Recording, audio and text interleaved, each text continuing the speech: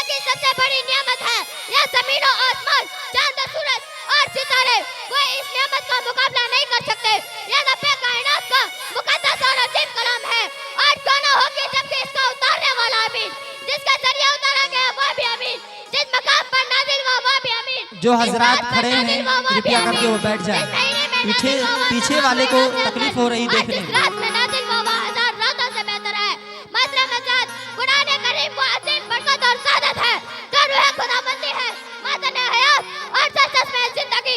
वो रब्बान दुनिया जिसको जलील और हकीर जानती थी, कोई उनको उनकी मंगनिया में खेले वाला समझता, कोई उनको झूला और अपना किताब देता, कोई उनको जाहिली ने मक्का कहता।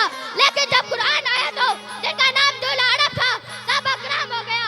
जिनको नफरत से याद किया जाता था उनको रजल्लाहु अन्हु व रजू अन्हु का एजाज मिला। जिस जमाने का नाम जाहिलियत था उसका नाम खैरुल कुरून हो गया। वो मुर्दा कौम जो कन्ना नहीं ले सकती थी, ताकत और कुव्वत से ऐसी लात हो गई कि जिनने काफिरों किसरा का गुरूर पाप में मिला दिया, बड़ी बड़ी सल्तनतों और हुकूमतों का तख्ता उलट दिया।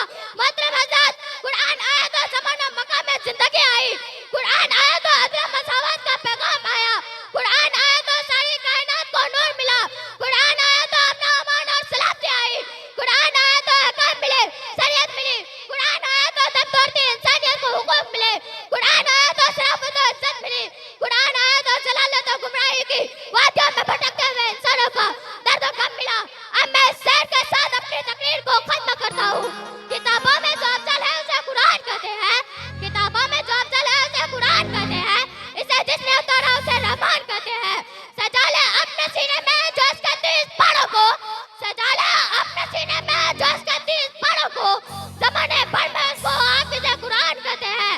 वाखिरु दावाना अनिल हम्दुलिल्लाहि रब्बिल आलमीन।